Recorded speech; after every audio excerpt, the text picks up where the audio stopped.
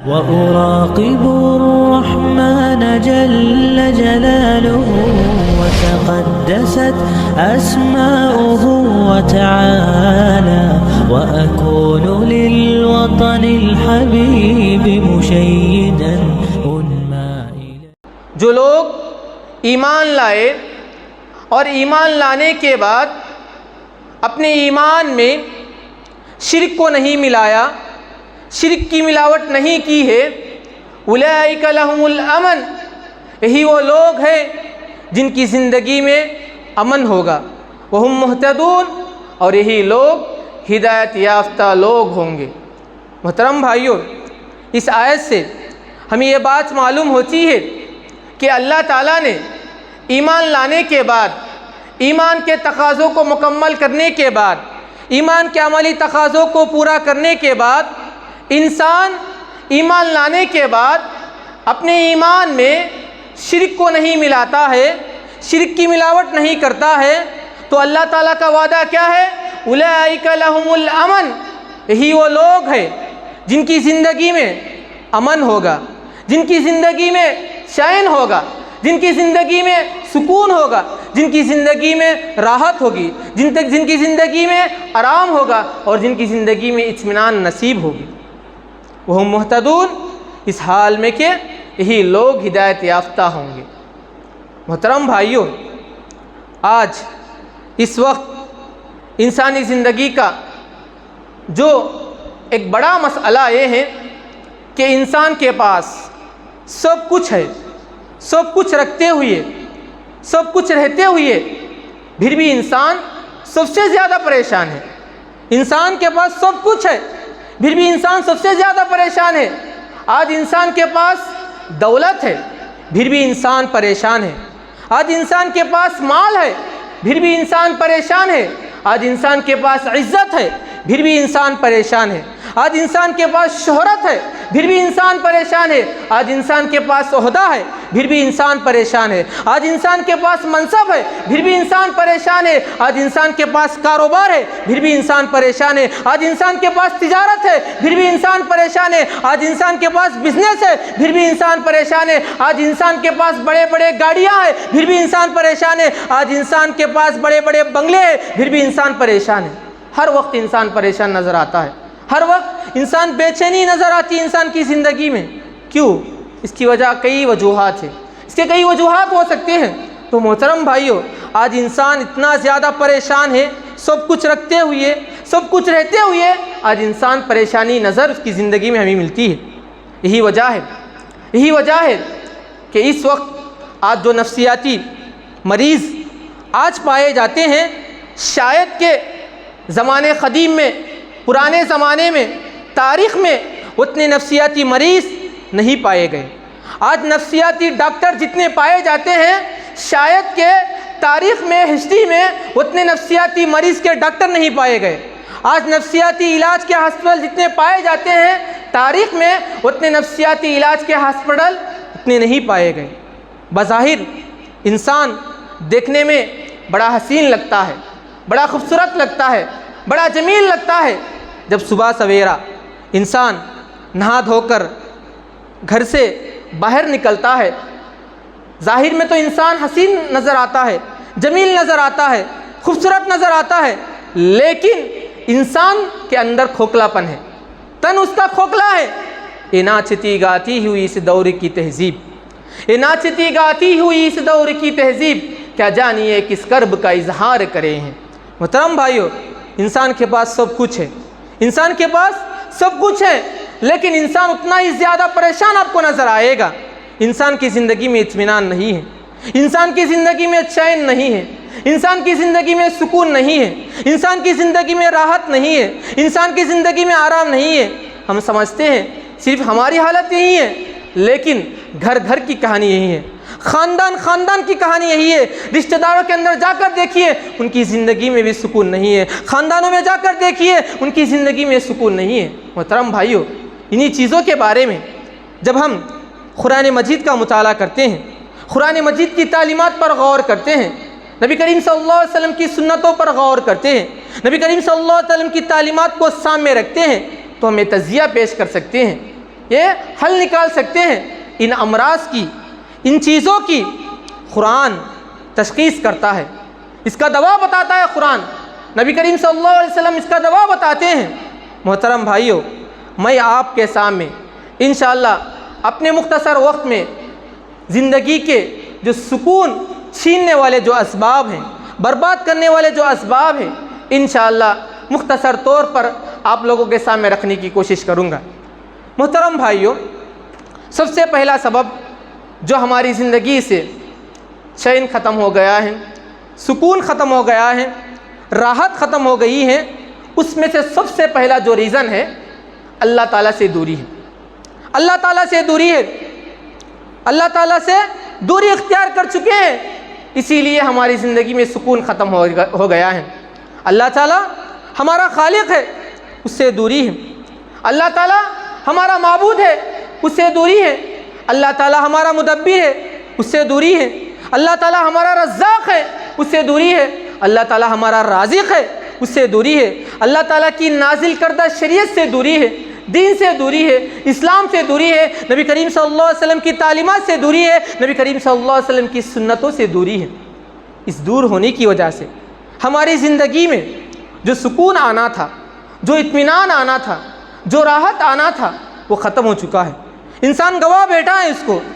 اللہ تعالیٰ سے جڑنے سے ہمارے دلوں کو سکون ملتا ہے، اللہ تعالیٰ سے قریب ہونے سے ہمارے دلوں کو سکون ملتا ہے، اللہ تعالیٰ کی بندگی میں ہمارے دل کو سکون ملتا ہے، اللہ تعالیٰ کی عبادت میں ہمارے دل کو سکون ملتا ہے، اللہ تعالیٰ کے قیام کرنے میں ہمارے دل کو سکون ملتا ہے۔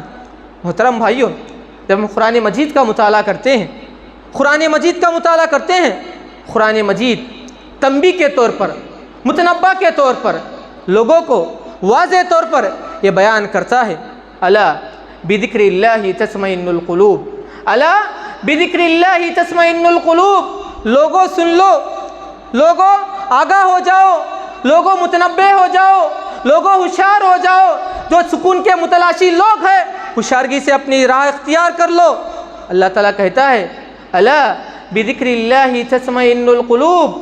لوگوں، اللہ کے ذکر سے ہی ہمارے دلوں کو سکون ملتا ہے، اللہ تعالیٰ کے یاد سے ہی ہمارے دل کو سکون ملتا ہے۔ اللہ تعالیٰ ہمارا سکون کہاں رکھا ہے؟ اللہ تعالیٰ نماز میں ہمارا سکون رکھا ہے، اللہ تعالیٰ ہمارا سکون قیام میں رکھا ہے، اللہ تعالیٰ ہمارا سکون رکوع میں رکھا ہے، اللہ تعالیٰ ہمارا سکون سجود میں رکھا ہے، اللہ تعالیٰ ہمارا سکون قرآن مجید کی تلاوت میں رکھا ہے، اللہ تعالیٰ ہمارا سکون اللہ تعالیٰ کے سامنے سر خم تسلیم کرنے میں رکھا ہے۔ لیکن ہم سکون کہاں ڈھونڈتے ہیں؟ ہم سکون کہاں ڈھونڈتے ہیں؟ اگر ہمیں کوئی پریشانی لاحق ہو جاتی ہے، ہمیں کوئی مصیبت لاحق ہو جاتی ہے، ہمیں کوئی آفت لاحق ہو جاتی ہے، ہم سکون کو کہاں ڈھونڈتے ہیں؟ گانے سننے میں سکون کو ڈھونڈتے ہیں، فلمیں دیکھنے میں سکون کو ڈھونڈتے ہیں۔ کہتے ہیں لوگ، مولانا ہمیں کیا ہے، بے چینی لاحق ہو گئی ہیں، ہماری زندگی میں سکون نہیں ہے، ہماری زندگی میں راحت نہیں ہے، ہم غلط کام کرتے ہیں، شرک کے کام کرتے ہیں، اللہ تعالیٰ کی نافرمانی کرتے ہیں، کیسے ہماری زندگی میں سکون آئے گا؟ کیسے ہماری زندگی میں راحت آئے گی؟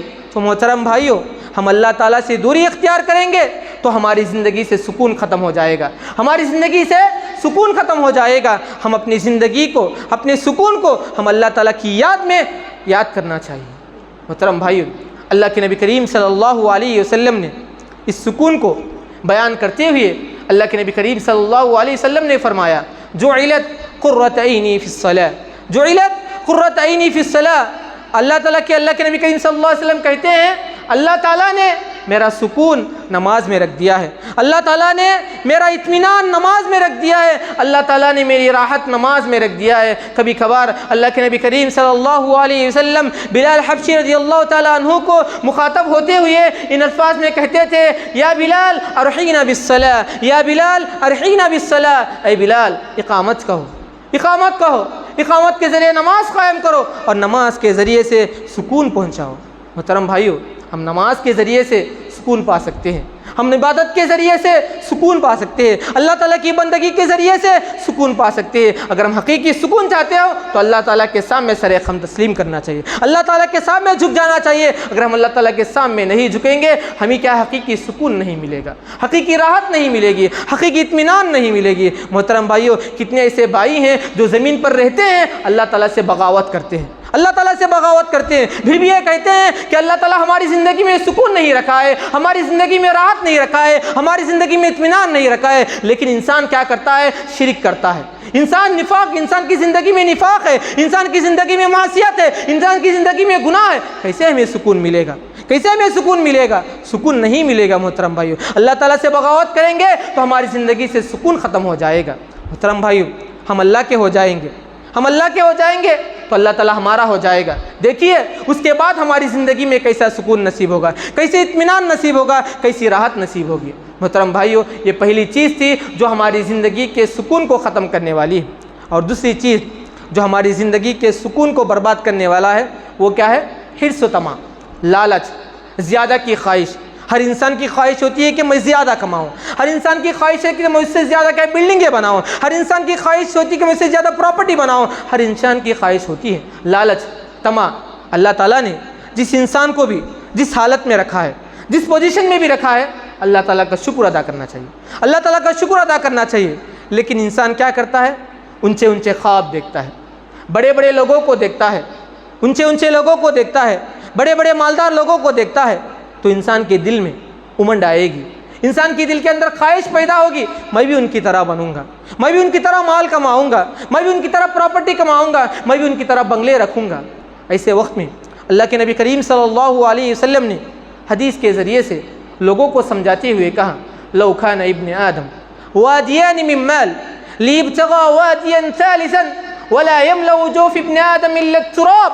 اللہ کے نبی کریم صلی اللہ علیہ وسلم نے فرمایا، اگر کسی انسان کو سونے کے 2 وادیاں دے دیا جائے، سونے کے 2 پہاڑ دے دیا جائے، پھر بھی انسان تیسرے پہاڑ کی شکل کی جستجو میں نکل پڑے گا، ڈھونڈنے کے لیے نکل پڑے گا انسان۔ تو اس لیے اللہ تعالیٰ، اللہ کے نبی کریم صلی اللہ علیہ وسلم نے کہا، جو انسان کی جو بھوک ہوتی ہے، جو انسان کی جو مال کی جو بھوک ہوتی ہے، وہ بھوک کون مٹا سکتی ہے؟ مٹی مٹا سکتی ہے، مٹی مٹا سکتی ہے۔ محترم بھائیوں، انسان کی زندگی میں خواہشات بہت ہوں گی، ارمانیں بہت ہوں گی، تمنائیں بہت ہوں گی، آرزویں بہت ہوں گی۔ یہ تمناؤں کی دنیا ہے، یہ آرزوؤں کی دنیا ہے۔ ہزاروں خواہشیں ایسی کہ ہر خواہش پہ دم نکلے، ہزاروں خواہشیں ایسی کہ ہر خواہش پہ دم نکلے، بہت نکلے میرے ارماں پھر بھی کم نکلے۔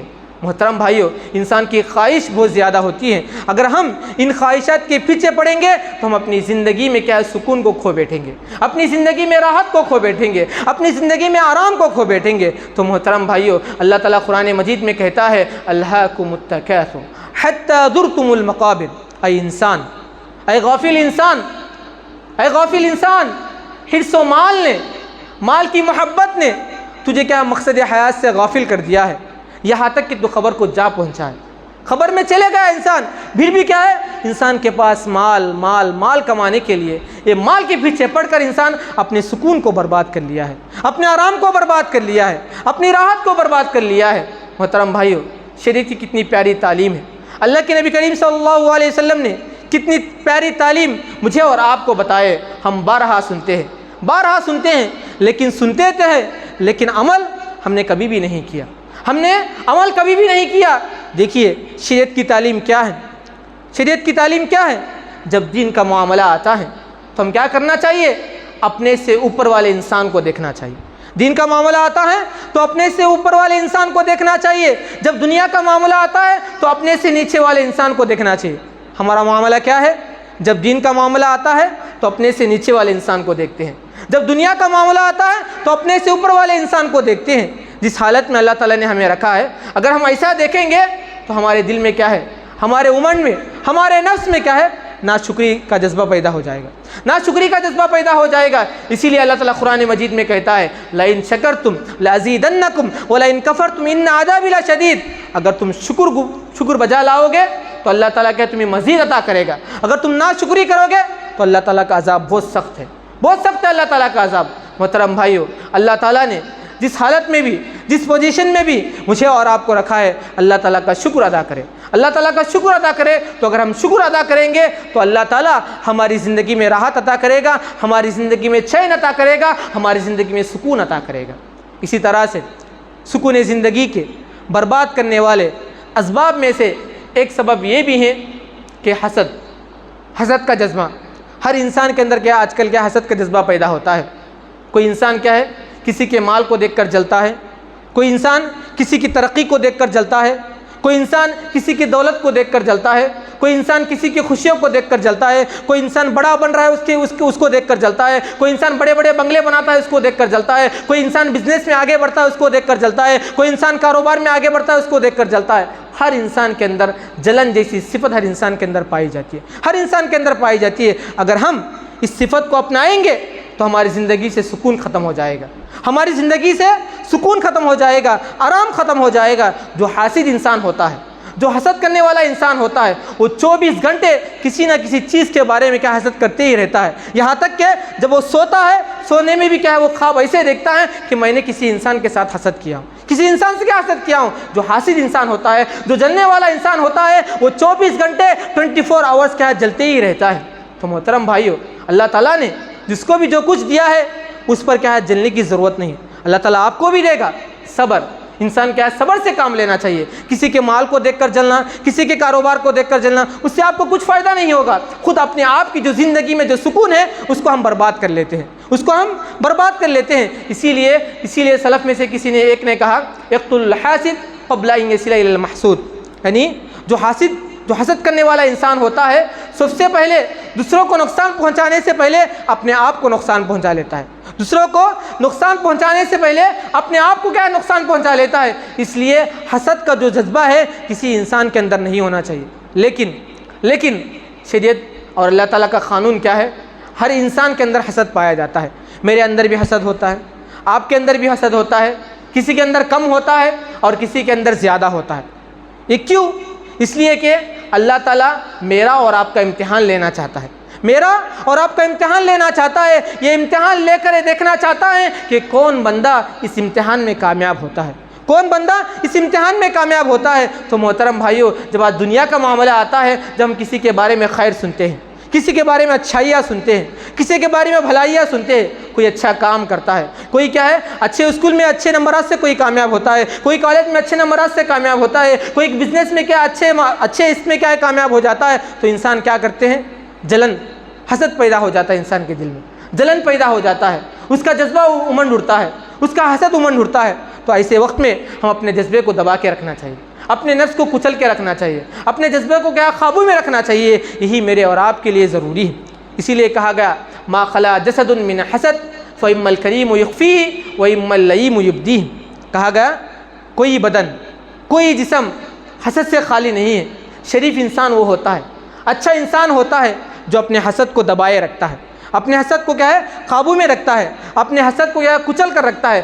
بیکار انسان وہ ہوتا ہے جس کے اندر کمینہ پن پایا جاتا ہے، وہ انسان حسد کو ظاہر کرتا ہے تبصروں کے ذریعے سے، اپنی زبان کے ذریعے سے، اپنی کرتوتوں کے ذریعے سے، اپنے کیا ہے عادتوں کے ذریعے سے انسان کیا کرتا ہے؟ وہ تمام چیزوں کو کیا ہے ظاہر کر دیتا ہے، حسد کو ظاہر کر دیتا ہے، جس کی وجہ سے اللہ تعالیٰ اس انسان کو ایسے عذاب دیتا ہے کہ اس کی زندگی میں جو سکون ہے اس کی زندگی سے سکون کو ختم کر دیتا ہے، اس کی زندگی سے راحت کو ختم کر دیتا ہے، اس کی زندگی سے آرام کو ختم کر دیتا ہے، اس کی زندگی سے چین کو ختم کر دیتا ہے۔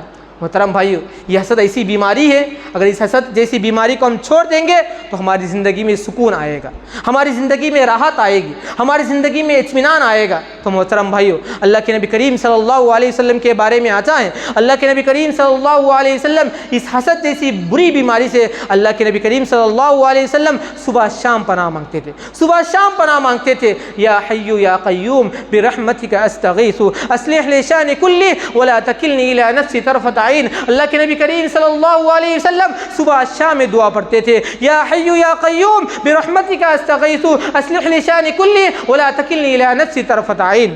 محترم بھائیو، ہم بھی کیا کریں؟ اس دعا کو کیا ہے بار بار پڑھیں۔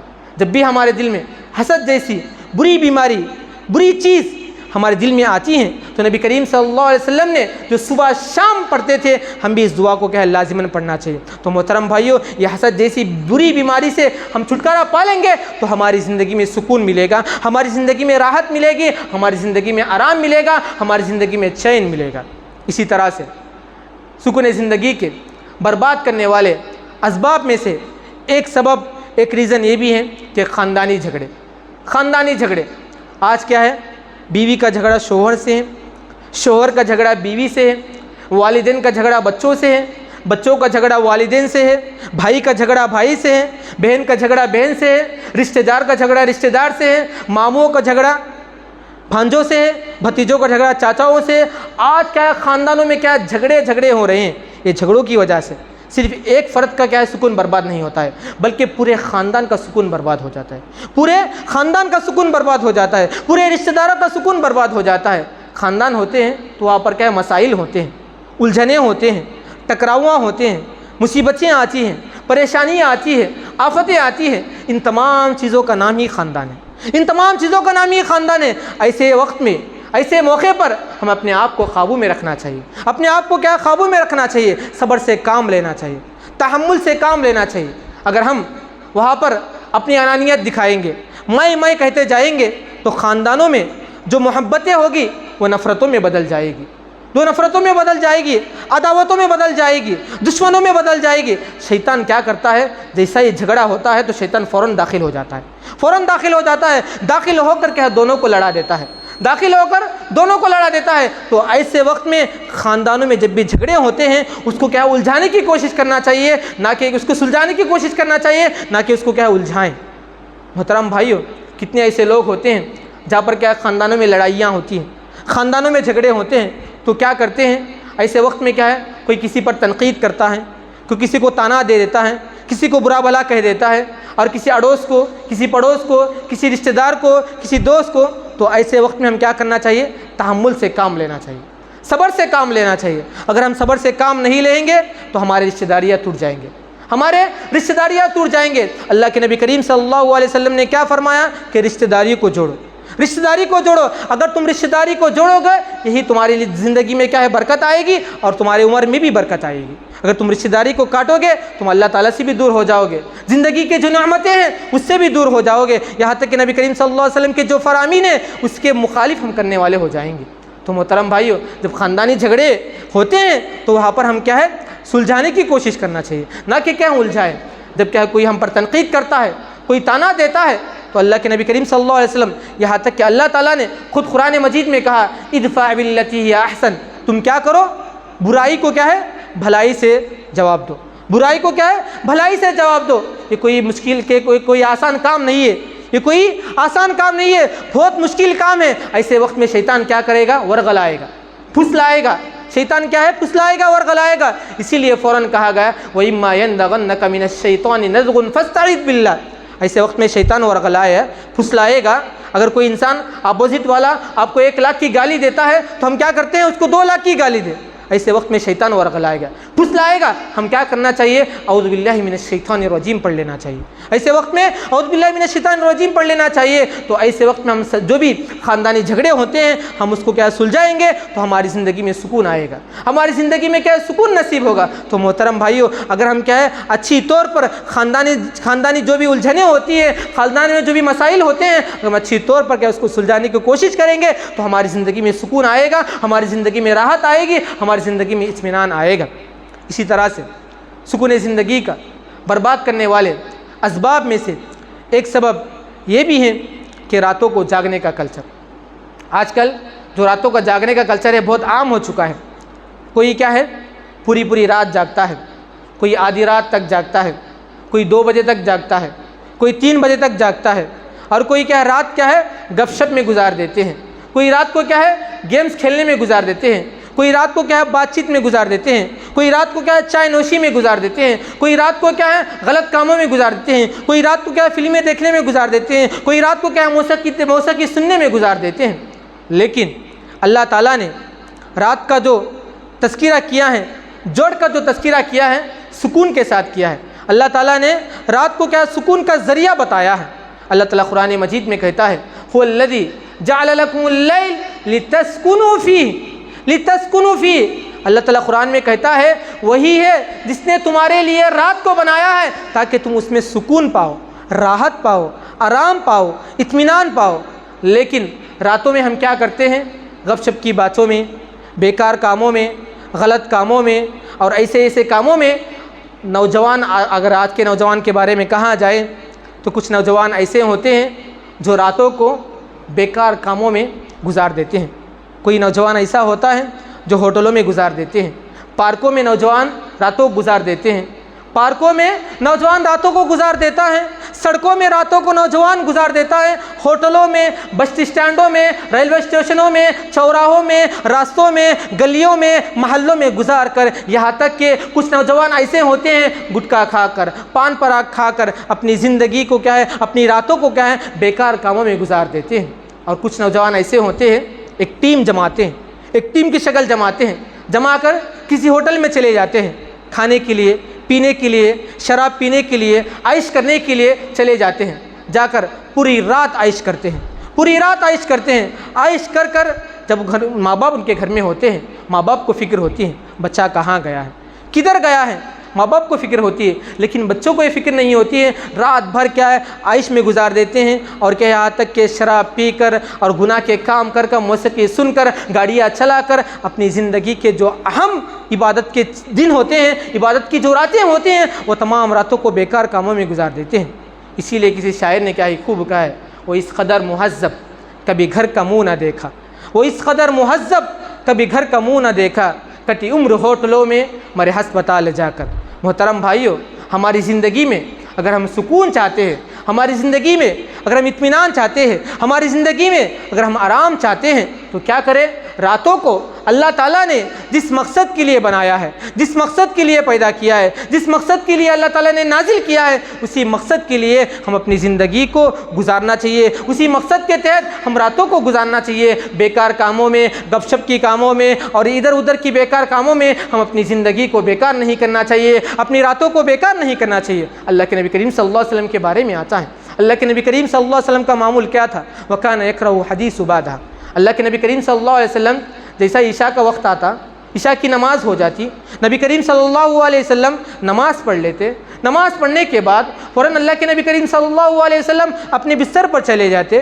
نبی کریم صلی اللہ علیہ وسلم عشاء کے بعد کسی سے بات کرنا، کسی سے گفتگو کرنا، کسی سے کیا لب کشائی کرنا نبی کریم صلی اللہ علیہ وسلم کو ہرگز پسند نہیں تھی۔ نبی کریم صلی اللہ علیہ وسلم جیسا عشاء کا وقت ہوتا تو نبی کریم صلی اللہ علیہ وسلم فوراً کیا ہے بستر پر چلے جاتے تھے، آرام کر لیتے تھے نبی کریم صلی اللہ علیہ وسلم۔ کسی بھی غلط، کسی بھی چیزوں میں اللہ کے نبی کریم صلی اللہ علیہ وسلم بات چیت نہیں کیا کرتے تھے۔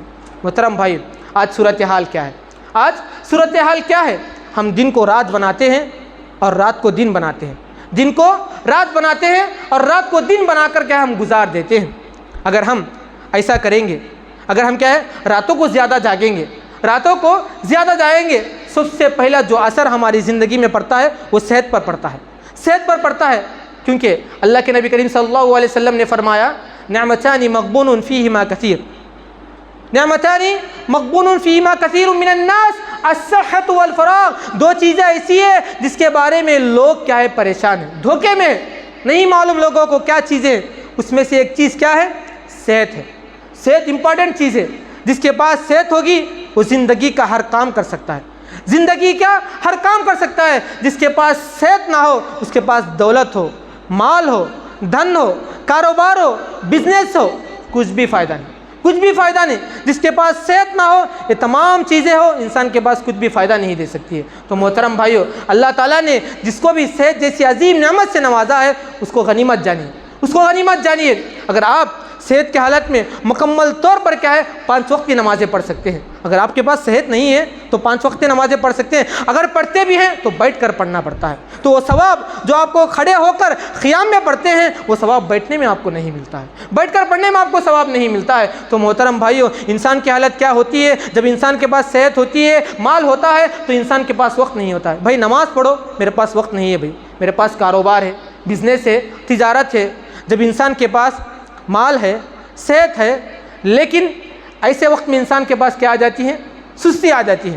مال بھی ہے، وقت بھی ہے، اور کیا ہے؟ تندرستی بھی ہے، لیکن انسان کے پاس سستی آ جاتی ہے۔ تو محترم بھائیو، اللہ تعالیٰ نے جو زندگی آپ کو نصیب کیا ہے، اس زندگی کے بارے میں مجھے بھی سوال ہوگا اور آپ کو بھی سوال کرے گا اللہ تعالیٰ قیامت کے دن۔ تو محترم بھائیو، جو اللہ تعالیٰ نے جو وقت آپ کو دیا ہے، جو راتیں اللہ تعالیٰ نے آپ کو دی ہیں، تو اس راتوں میں کیا ہے زیادہ سے زیادہ اللہ تعالیٰ کی عبادت کرے، اور جو راتوں میں اللہ تعالیٰ نے سونے کا حکم دیا ہے، اس رات میں کیا آپ سونے کی پابندی کرنا چاہیے۔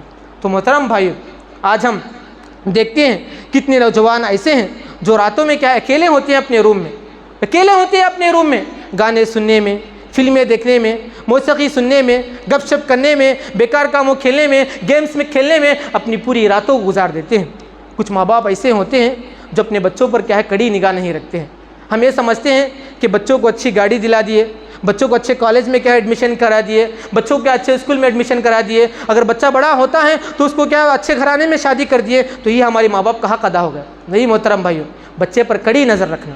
آج کل کے نوجوان کے بارے میں ہم دیکھتے ہیں کتنے ایسے نوجوان ایسے ہوتے ہیں جو مرتد ہو جاتے ہیں، دین سے دوری ہو جاتے ہیں، دین سے دوری ہو کر غیر مسلموں کے ساتھ مل کر ان کے ساتھ کیا غیر مسلموں کے رسم و رواج میں پڑھ کر اپنی جو دینداری ہے اس دینداری کو ختم کر لیتے ہیں۔ یہ کس کی ذمہ داری تھی؟ والدین کی ذمہ داری تھی۔ والدین اپنے بچوں پر کڑی نظر رکھے۔ ہم سوچتے ہیں ہم اپنے بچوں سے محبت کرتے ہیں، ہم اپنے بچوں سے پیار کرتے ہیں، جہاں پر پیار ہے جب شریعت کی بات آ جاتی ہے وہاں پر محبت کوئی کام نہیں کرتی۔ شریعت کی بات آ جاتی ہے وہاں پر محبت کوئی کام نہیں کرتی۔ محترم بھائیو، اپنے بچوں کو صحیح تربیت کیجیے، صحیح تربیت دیجیے۔ یہی بچے جا کر آج ہم رہتے ہیں، آج جو ماں باپ ہیں آج رہتے ہیں، کل نہیں رہتے ہیں، اور اس کے بعد جو آنے والا جو جنریشن ہے، جو نسل ہے، وہی نسل کیا ہے اس قوم کو لے جانے والی ہے، اس قوم کو لے جانے والی ہے۔ اگر ایک نوجوان سدھر جائے تو پوری قوم کو سنوار سکتا ہے، پوری قوم کو سدھار سکتا ہے۔ تو محترم بھائیو، جو اللہ تعالیٰ نے جو ہماری زندگی میں سکون رکھا ہے اس سکون کو تلاش کرنے کی کوشش کیجیے۔ آج انسان کے پاس بہت سی شکایتیں ہیں تو اس میں سے ایک بہت بڑا مسئلہ ہے، سکون کا مسئلہ ہے۔ کتنا بھی مال کمائے انسان کے پاس سکون نہیں ہے، سکون نہیں انسان کے پاس۔ تو اس وجہ سے ہم سکون چاہتے ہیں تو میرا جو خطبے کا جو خلاصہ ہے وہ اللہ تعالیٰ سے جڑ جانا ہے، اللہ تعالیٰ سے جڑ جانا ہے۔ اگر آپ اللہ تعالیٰ سے جڑ جائیں گے سمجھ جاؤ تمہاری زندگی میں کیسا سکون آئے گا، سمجھ جاؤ تمہاری زندگی میں سکون آئے گا، آرام آئے گا، راحت آئے گی۔ تو اس وجہ سے اپنی زندگی کے جو لائف سٹائل ہے اس کو بدلانا چاہیے، جو طریقہ ہے زندگی کا اس کو چینج کیجئے، بدلائیے، تبدیلی لائیے۔ نبی کریم صلی اللہ علیہ وسلم کے اگر ہم امتی کہتے ہیں تو اس کے حساب سے کیا نبی کریم صلی اللہ علیہ وسلم کی جو سنتیں ہیں اس کو اپنائیے، نبی کریم صلی اللہ علیہ وسلم کا جو طریقہ ہے اس کو اپنائیے، نبی کریم صلی اللہ علیہ وسلم کی پیروی کیجیے۔ یہ میرے لیے بھی بہتر ہے، آپ کے لیے بھی بہتر ہے۔ تو محترم بھائیو، اپنی زندگی کے جو انمول دن ہے، جو انمول چیزیں ہیں اس کو اپناتے ہوئے اپنی زندگی کو گزارنا چاہیے۔ ہم اپنی زندگی کو اللہ تعالیٰ کی راہ میں گزاریں گے تو اللہ تعالیٰ ہماری زندگی میں خوشنما روشن مستقبل رہے گا، ہماری زندگی میں کیا سکون عطا کرے گا، ہماری زندگی میں راحت عطا کرے گا، ہماری زندگی میں اطمینان عطا کرے گا۔ تو محترم بھائیو، یہ کچھ باتیں تھیں جو میں نے آپ لوگوں کے سامنے سکون زندگی کے برباد کرنے والے اسباب میں سے کچھ اسباب کو جو نمایاں طور پر میں نے بیان کرنے کی کوشش کی۔ محترم بھائیو، آپ لوگوں سے ایک درخواست یہ بھی کرتا ہوں کہ جمعے کا دن ہے، جمعے کا موقع ہے، جلد آنے کی کوشش کیجیے۔ کیا جائے گا آپ کو؟ صرف اللہ تعالیٰ کے لیے دن میں، ہفتے میں آدھا گھنٹہ نہیں دیں گے تو آپ کا کاروبار، آپ کا بزنس، آپ کی تجارت، آپ کا مال کیا کریں گے؟ محترم کیا کریں گے آپ کا ایسا مال جو کہ اللہ تعالیٰ کے لیے کیا آپ صرف آدھا گھنٹہ نہیں دے سکتے ہیں؟ تو آپ کا مال، آپ کا بزنس، آپ کے کاروبار کچھ کام آئیں گے؟ آپ کچھ بھی نہیں کام آئیں گے۔ محترم بھائیو، دیکھتے ہیں اتنی بڑی مسجد ہے، اتنی عریض و وسیع مسجد ہے، ماشاءاللہ کتنے صفحے بھر سکتی ہیں، لیکن دیکھیں صفحے خالی خالی نظر آتے ہیں۔ جب جماعت کھڑی ہوتی ہے تو بہت سے لوگ بھائی آتے ہیں اور سنتیں پڑھنے لگتے ہیں۔ محترم بھائیو، آدھا گھنٹہ ہم اللہ کے تعالیٰ کے لیے نہیں دے سکتے ہیں؟ آدھا گھنٹہ جمعے کے دن آدھا گھنٹہ نہیں دے سکتے ہیں؟ تو محترم بھائیو، شرم کی بات ہے۔ غیر مسلموں کو دیکھیے، جا کر غیر مسلموں کو دیکھیے، جب کیا اتوار کا دن آتا ہے، کسی کرسچنوں کا دن آتا ہے تو صبح سویرے نہا کر کیا ہے چرچ کو چلے جاتے ہیں، چرچ کو چلے جاتے ہیں، صبح سویرے کیا تیاری کرتے ہیں۔ لیکن اللہ تعالیٰ کیا ہمیں دن میں رکھا ہے، دن میں کیا ہے 12:30 بجے، 12:45 بجے کیا ہم نہیں آ سکتے ہیں؟ پورے کام ختم کر کے، پورے کام نمٹا کر کیا ہے ہم مسجد کو آ سکتے ہیں، لیکن ہم آتے نہیں۔ کیوں؟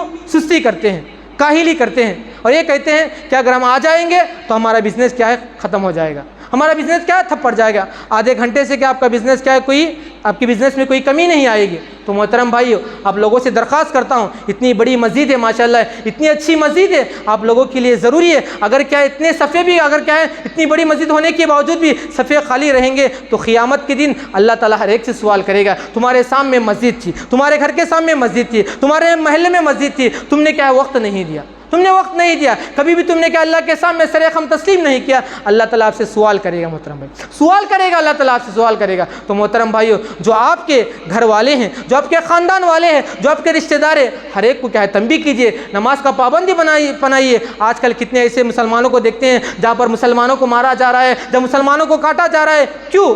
یہ ہمارے اور میرے اور آپ کے کیا ہے کرتوتوں کی وجہ سے، میرے اور آپ کے گناہوں کی وجہ سے، مسجدوں سے دوری ہونے کی وجہ سے۔ محترم بھائیو، ہم اللہ کے ہو جائیں گے گے تو کوئی طاقت ہمیں کیا ہلا نہیں سکتی، کوئی طاقت ہمیں ہلا نہیں سکتی۔ تو محترم بھائیو، ہم اللہ سے جڑ جائیے، اللہ سے جڑ جائیں گے تو پورے جو بھی ہماری زندگی کے جو بھی مسائل ہیں، ہر مسئلہ حل ہوگا، ہر مسئلہ حل ہوگا۔ تو محترم بھائیو، میں آپ سے درخواست کرتا ہوں، میں آپ سے ریکویسٹ کرتا ہوں کہ آپ کے پاس، آپ کے محلے میں اتنی شاندار مسجد بنی ہوئی ہے، اس مسجد کو آئیے، صرف جمعے کے لیے نہیں، صرف جمعے کے لیے نہیں، بلکہ 5 وقت کی نمازیں پابندی کے ساتھ آنا ضروری ہے۔ اگر آپ نہیں آئیں گے تو قیامت کے دن اللہ تعالیٰ ہر ایک سے سوال کرے گا، تمہارے گھر کے سامنے مسجد تھی، تم نے مسجد کو نہیں آیا۔ تو محترم بھائیو، ان چیزوں کا خیال کیجئے اور ان چیزوں کا لحاظ رکھتے ہوئے اپنی زندگی کا کیا ہے ایک ہدف بنائیے، اپنی زندگی کا ایک ٹارگٹ بنائیے، اپنی زندگی کا ایک ایم بنائیے۔ انہی چند باتوں پر اپنی بات کو ختم کرتے ہوئے اللہ رب العزت سے دعا کرتا ہوں کہ اللہ تعالیٰ مجھے اور آپ کو سننے سے زیادہ اس پر عمل کرنے کی توفیق عطا فرمائے۔ اللہ تعالیٰ جو بھی سکون زندگی کے برباد کرنے والے جو بھی اسباب ہے، اللہ تعالیٰ ان تمام اسباب سے ہمیں دور رکھ۔ اللہ تعالیٰ ہماری زندگی میں کیا ہے سکون عطا فرما، اللہ تعالیٰ ہماری زندگی میں راحت عطا فرما، اللہ تعالیٰ ہماری زندگی میں چین عطا فرما، اللہ تعالیٰ ہماری زندگی میں آرام عطا فرما۔ اللہ تعالیٰ جو بھی بھائی بیمار ہے، اللہ تعالیٰ ان کو شفائے عاجلہ کاملہ عطا فرما۔ اللہ تعالیٰ جو بھی پریشان حال ہے، اللہ تعالیٰ ان کے پریشانی کو دور فرما۔ اللہ تعالیٰ جو بھی بھائی قبر میں مدفون ہے، اللہ تعالیٰ ان کے قبر کو نور سے بھر دے، آمین۔ بارک اللہ لنا ولکم فی القرآن الحکیم ونفعنا وإياکم بالآیات والذکر الحکیم، انہ تعالیٰ جواد ملک رؤوف رحیم ورب حلیم۔